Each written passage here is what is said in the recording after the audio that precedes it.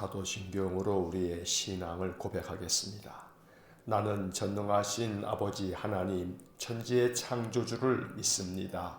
나는 그의 유일하신 아들 우리 주 예수 그리스도를 믿습니다.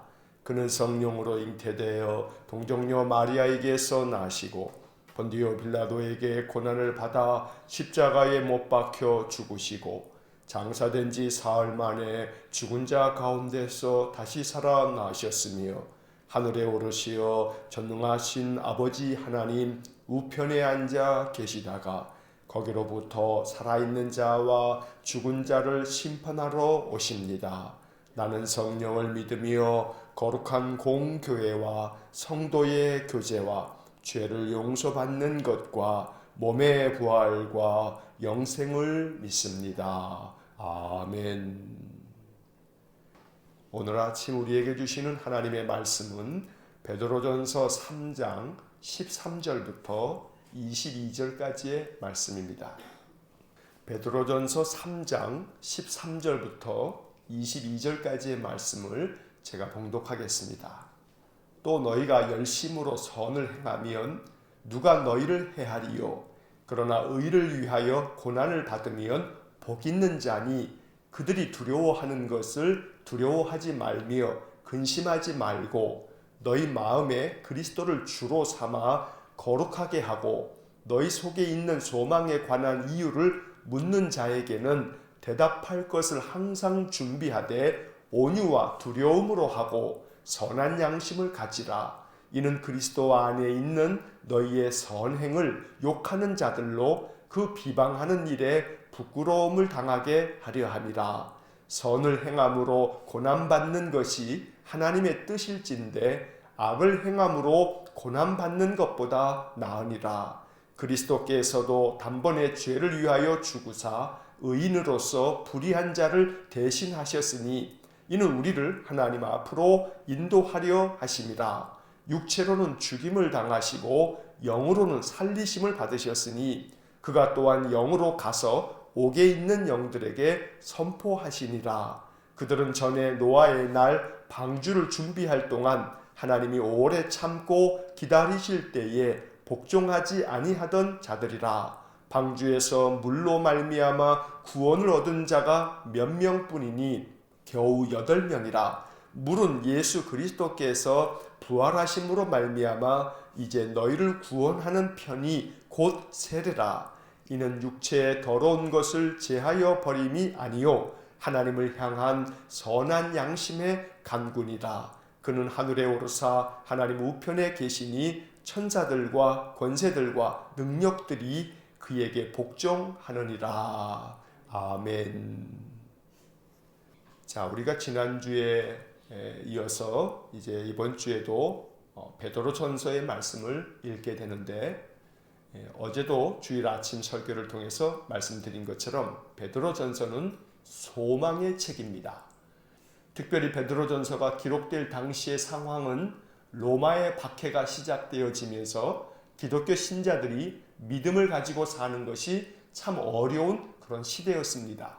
그러다 보니 외부적으로 많은 박해가 있었고 핍박이 있었기 때문에 기독교 신자들이 그런 고난을 겪으면서 신앙을 지켜가기가 너무나 어려운 시대가 바로 이 베드로전서가 기록될 당시의 시대였던 것입니다. 어찌 보면 지금 우리가 사는 이 시대는 신앙 때문에 박해를 당하는 일은 없지만 그러나 오늘 우리들이 사는 이 시대에도 많은 고난이 있습니다. 코로나 감염병 자체가 우리 인생의 삶에서 참 많은 어려움이고 고난입니다. 그래서 이 베드로전서를 읽을 때에 비록 2000년 전에 그 당시처럼 신앙적인 핍박이 있는 시대는 아니지만 인생의 삶에 겹겹이 쌓이는 고난 때문에 괴로워하는 우리 신자들에게 이 베드로전서의 말씀은 소망을 주는 말씀이기 때문에 베드로전서의 말씀을 읽으면서 우리의 마음에 소망을 결코 잃어버리지 말고 더욱더 하나님 주시는 소망이 가득한 그런 삶을 살아갈 수 있도록 해야겠습니다. 오늘 3장 13절부터 22절까지의 말씀을 읽었습니다. 본문의 말씀을 한 구절 한 구절 묵상하면서 이 말씀을 통해서 하나님께서 우리에게 주시는 그 하나님의 뜻을 우리가 깨닫기를 원합니다. 13절 말씀을 보시면 또 너희가 열심으로 선을 행하면 누가 너희를 해하리요. 14절 그러나 의를 위하여 고난을 받으면 복 있는 자니 그들이 두려워하는 것을 두려워하지 말며 근심하지 말고. 자, 여기서 13절에서 열심으로 선을 행하면 누가 너희를 해하겠느냐. 그래서 신자들이 어려운 시대를 살아갈 때는 더더욱 세상 사람들 앞에서 선을 행해야 한다고 가르쳐 줍니다. 선을 행하되 열심으로 선을 행하라고 말씀합니다. 이 이야기는 기독교 신자들에 대하여 여러 가지 비난을 쏟아내면서 기독교 신자들을 멸시하고 또 기독교 신자들에 대한 여러 가지 불이익을 가져다 주는 세상 속에서 살아간다면 더더욱 열심으로 선을 행해서 세상 사람들이 흠잡을 데 없도록 기독교인들이 그 어떤 것으로도 행실에 있어서 세상 사람들의 비난을 받을 일이 없도록 그렇게 선을 행하면서 살아갈 것을 말씀하고 있는 것입니다. 그러나 그럼에도 불구하고 의롭게 살아가는데도 불구하고 많은 세상 사람들이 우리 기독교 신자들을 괴롭히고 또 여러 가지 고난을 가져다 준다면, 의를 위하여 고난을 받는 것이라면 그것은 하나님 앞에서는 복이 있는 것이라고 14절의 말씀을 통해서 이야기합니다. 그리고 이어지는 말씀이 그들이 두려워하는 것을 두려워하지 말며 근심하지 말며. 여기서 그들이 두려워하는 것, 이 말씀은 세상 사람들의 위협과 또 그들의 비난과 멸시와 또 박해들을 일컫는 말입니다. 세상 사람들이 아무리 괴롭혀도 그것 때문에 두려워하거나 그것 때문에 근심하지는 말아라. 우리가 의롭게 살아가는데도 불구하고 세상 사람들이 기독교 신자들에 대하여 악을 행한다면 그것 때문에 마음 움츠려들지 말라고 이야기하고 있는 것입니다.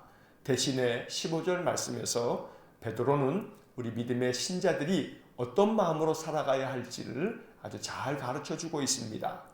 15절 말씀, 너희 마음에 그리스도를 주로 삼아 거룩하게 하고 너희 속에 있는 소망에 관한 이유를 묻는 자에게는 대답할 것을 항상 준비하되 온유와 두려움으로 하고. 16절 앞에서 선한 양심을 가지라. 이것이 신자들이 세상 속에서 살아갈 때에 가지고 있어야 할 자세입니다. 우리는 이런 마음을 가지고 살아야 합니다. 우리 마음속에 예수 그리스도를 주님으로 모시고 우리 주님과 함께 사는 그런 인생을 살아야 한다는 것입니다. 항상 그 마음 가운데 소망을 가지고 살아야 한다고도 말씀합니다. 그래서 세상 사람들이 기독교 신자들을 바라보면서 저들은 어떻게 그런 고난과 역경 속에서도 저렇게 마음의 평안을 누리면서 살아가는가, 그 이유가 뭔가 하고 궁금해할 때에 그들에게 말하기를 내 마음 가운데 이러이러한 소망이 있어, 나에게는 이런 믿음이 있기 때문에 내가 이렇게 고난과 역경이 있다 할지라도 내 마음 가운데 평안함을 누리면서 사는 것이요, 이렇게 온유한 마음, 부드러운 마음으로 그들에게 대답해 주라고 가르쳐 줍니다. 오늘 이 15절 말씀이 참 중요합니다. 우리의 마음 가운데 예수 그리스도를 주님으로 삼아 우리는 믿음 가운데 살고 있습니다. 그렇기 때문에 항상 우리 마음속에 소망을 간직한 채 살아야 합니다. 예수님께서 나의 주님이 되시기 때문에 내 인생의 삶을 붙들고 계시고 나의 인생길을 인도하시며 함께 동행하시기 때문에 나에게는 소망이 있다라고 하는 그런 믿음이 우리에게 있어야 합니다. 세상 사람들은 믿음이 없기 때문에 삶의 조건에 따라서 일희일비합니다. 삶의 조건과 환경이 좋아지면 그들은 기뻐하다가 그 삶의 조건이 무너지면 괴로워하고 마치 롤러코스터를 타는 것처럼 그렇게 마음이 하늘 끝까지도 올라갔다가 땅속 깊은 곳까지도 떨어지는 그런 인생을 산다는 것입니다. 베드로는 우리 믿음의 사람들은 그렇게 하지 말자고 이야기를 하고 있습니다. 우리의 마음속에 예수님이 주님으로 계시니 항상 마음에 소망을 품고 비록 인생의 삶에 시련도 있고 역경도 있지만 그렇다 할지라도 소망을 주님께 두는 사람들은 그 마음 가운데 하나님 주시는 평강을 누리게 되는 것이라고 말씀하고 있습니다. 아무리 인생의 삶에 어려움이 겹겹이 쌓여도 주님께 소망을 두는 사람들, 그 주님이 내 마음 가운데 계시는 사람들은 평안을 누리면서 살아갈 수 있다고 말씀하는 것입니다. 오늘 우리가 그러한 은혜를 누리면서 살기를 원합니다. 그래서 어떤 상황 속에서도 내 안에 주님이 계시고 주님은 나에게 소망을 주시는 분이라 이렇게 고백하면서 더욱더 담대한 마음으로 인생을 살아갈 수 있기를 간절히 축원합니다.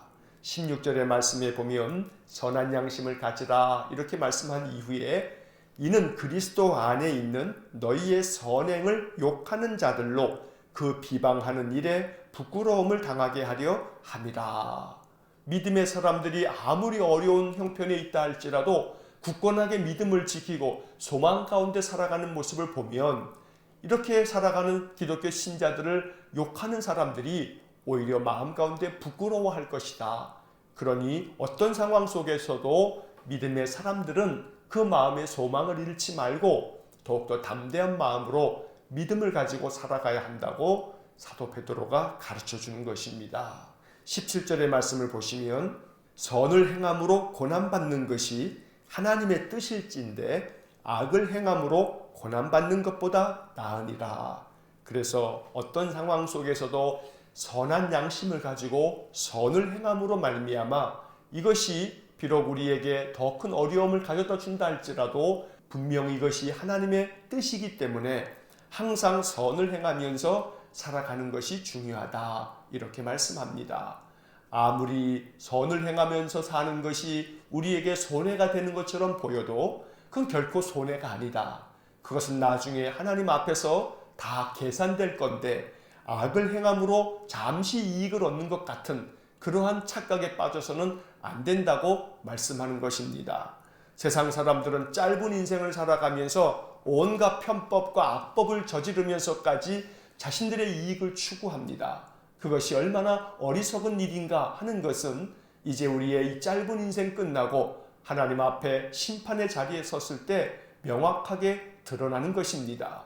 악을 행하면서까지 자기 이익을 추구했던 사람들의 그 계산이 얼마나 어리석은 것이었는가를 우리는 곧 알게 될 것입니다.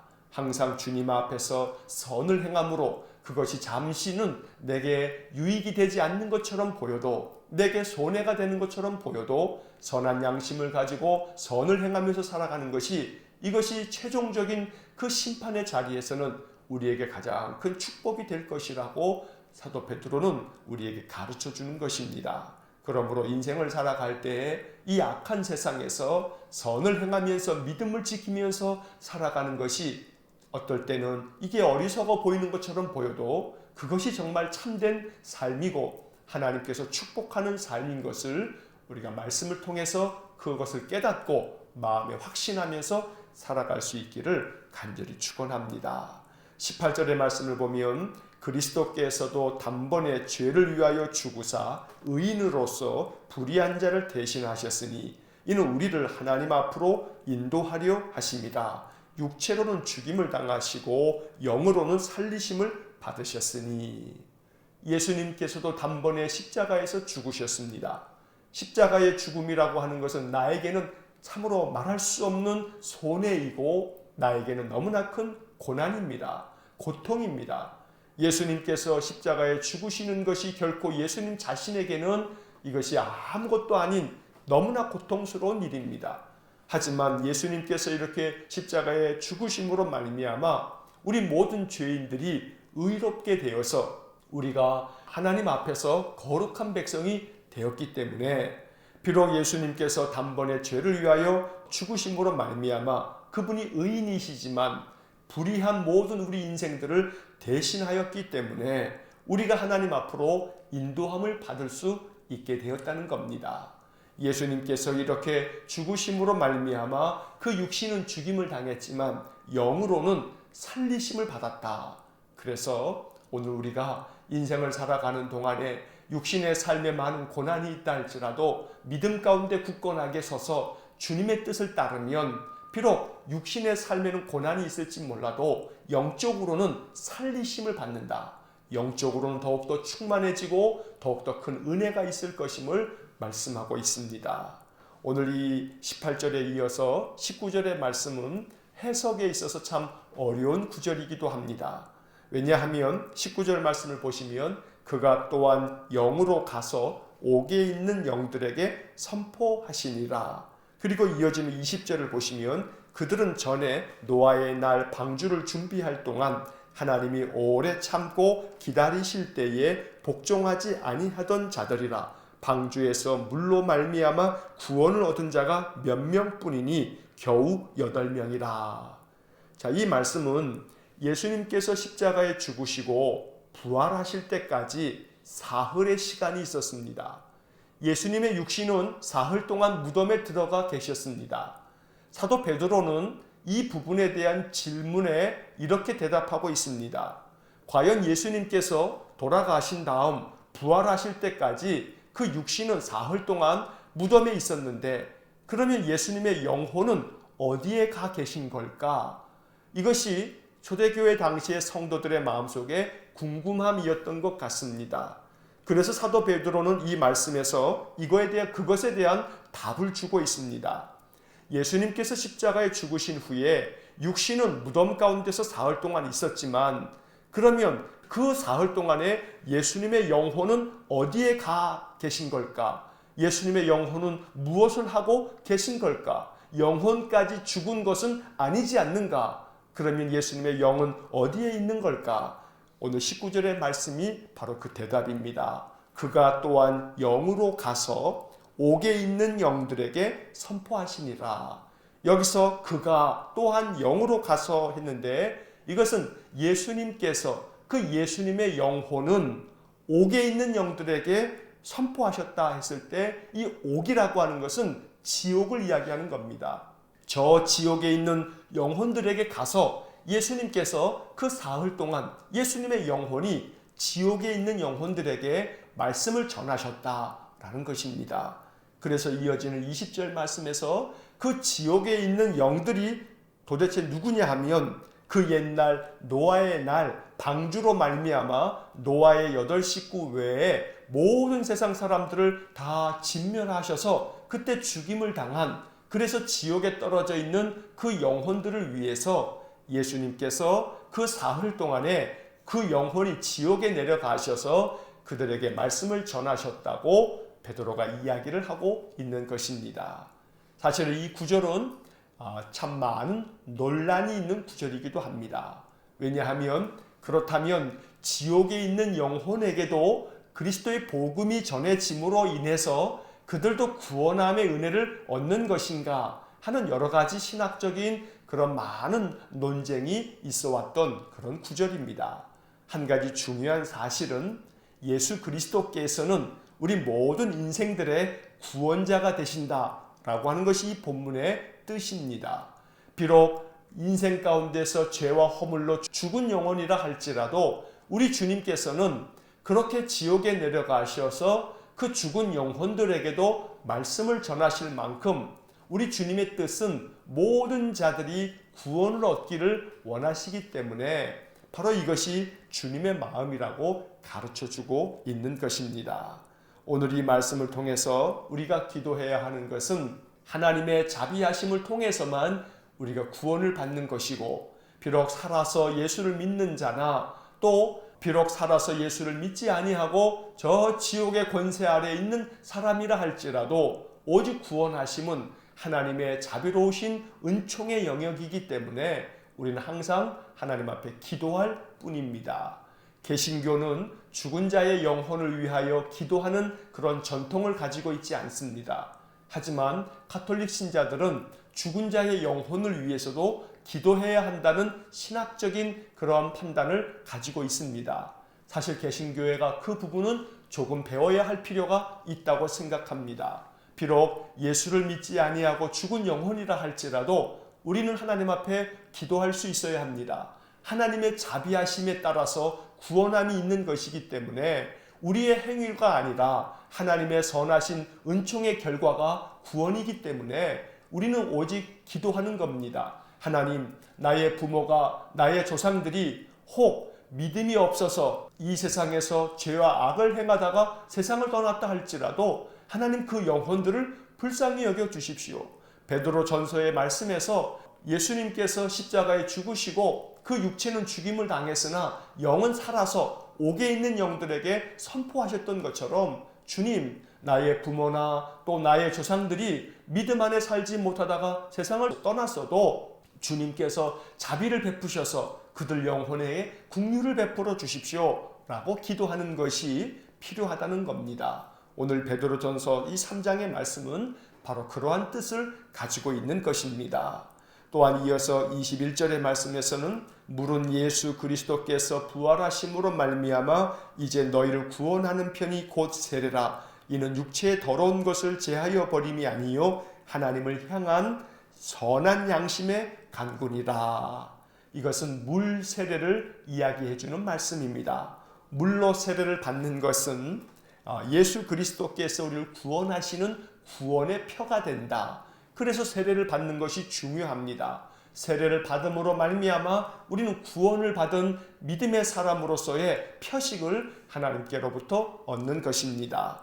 또한 이어서 말씀하는 9절에서 이 세례라고 하는 것은 육신의 더러운 것을 씻어내는 게 아니고 영혼의 더러움을 씻어내는 것이고 하나님을 향한 선한 양심의 간구다. 이것은 세례를 받음으로 말미암아 이제는 선한 마음으로 하나님께 내 삶을 드리고 정결하게 살겠습니다. 이렇게 약속하는 것이 바로 세례의 의미다라고 가르쳐주고 있습니다. 하나님을 향한 선한 양심의 간구, 이 구절을 쉬운 성경은 이렇게 번역합니다. 선한 마음으로 하나님께 내 삶을 드리며 정결하게 살기를 약속하는 것입니다. 이게 바로 세례의 의미입니다. 세례를 받은 사람들은 선한 마음을 가지고 이제 하나님께 내 삶을 드리겠습니다. 그리고 정결하게 살겠습니다. 이렇게 약속하는 것이 세례라고 가르쳐 주는 것입니다. 우리는 모두가 다 세례를 받은 믿음의 사람들입니다. 선한 마음으로 하나님께 내 삶을 드리고 더욱더 하나님의 뜻 가운데 살겠다고 하나님 앞에 약속하는 것, 이게 세례이기 때문에 세례받은 우리 신자들은 항상 하나님께 나의 삶을 의탁하고 하나님 내 삶을 받아주십시오. 내 삶을 주장해 주십시오. 나의 모든 인생을 하나님이 도와주시고 인도해 주십시오. 이렇게 믿음만 가지고 살아가는 귀하고 복된 삶이 되시기를 간절히 축원합니다. 인생의 삶은 참 많이 어렵고 힘들지만 선한 양심을 가지고 열심으로 선을 행하면서 마음에 예수 그리스도를 주님으로 모시고 그렇게 인생을 살아간다면 우리 주님께서 우리를 도와주시고 또 우리의 인생을 이끌어 주실 줄로 믿습니다. 마지막 22절에서 그는 하늘에 오르사 하나님 우편에 계시니 천사들과 권세들과 능력들이 그에게 복종하느니라. 예수님께서 사흘 동안 그 영혼이 저 지옥에 있는 영혼들에게 가서 복음을 전하시고 그리고서는 우리 주님께서는 하늘에 오르셔서 하나님 우편에 계신다. 그리고 세상의 모든 만물들이 하늘에 있는 모든 천사들도 우리 주님 앞에 복종하며 주님께서 하나님과 함께 지금 계신다 라고 가르쳐 주면서 3장의 말씀이 끝납니다. 오늘 이 말씀을 읽으면서 우리의 마음 가운데 오늘도 주님은 내 안에 계신다. 내 마음에 예수 그리스도를 주님으로 삼고 나는 오늘도 하루를 산다. 그러므로 내 안에 우리 주님께서 소망을 더욱더 충만하게 부어주실 것이다. 이렇게 믿음으로 선포하면서 이 한날을 살아가실 수 있기를 주의 이름으로 간절히 축원합니다. 기도하겠습니다. 사랑이 많으신 아버지 하나님, 고난이 많은 인생을 삽니다. 겹겹이 쌓이는 시련과 역경이 우리의 마음을 너무나 많이 괴롭힙니다. 그러나 그때마다 베드로 전서의 말씀을 통해서 소망을 회복할 수 있는 저희들 되게 해 주옵소서. 내 마음에 그리스도를 주님으로 삼아 주님만을 의지하면서 인생을 살아갈 수 있도록 우리에게 믿음을 주시기 원합니다. 주님이 내 안에 계심으로 말미암아 항상 소망을 잃어버리지 않게 해 주옵소서. 지금 내가 당하고 있는 인생의 어려움은 많지만 주님께서 나와 함께 계시기에 주님께서 나를 도와주셔서 이 모든 것들을 견디게 하시고 이기게 하셔서 이 모든 것에서 하나님의 은혜가 더욱더 충만하게 부어짐으로 나의 모든 삶에 하나님의 은총이 더 가득 임할 것이라고 확신하면서 믿음으로 살아가는 저희 모두가 되게 하여 주옵소서. 간절히 원합니다. 선한 마음으로 하나님께 내 삶을 드리오니 우리를 받아주시고 우리를 주님의 도구로 삼아주시고 주님의 능력의 손으로 붙잡아 주옵소서. 한날의 삶을 주님께 의지하오니 오늘도 우리의 마음에 기쁨과 감사가 넘치는 복된 하루가 될 수 있도록 주님 은혜를 내려 주옵소서. 예수님 이름으로 기도하옵나이다. 아멘. 우리 구주 예수 그리스도의 은혜와 하나님 아버지의 극진하신 사랑과 성령의 교통하심이 그리스도를 마음의 주님으로 삼아 언제나 주님께 내 삶을 드리며 주님 은혜를 더욱더 힘입어서 인생을 살기를 소원하는 머리 숙인 믿음의 사람들 위해와 몸된 교회와 성도들 위해 영원토록 함께 하시길 축원하옵나이다. 아멘.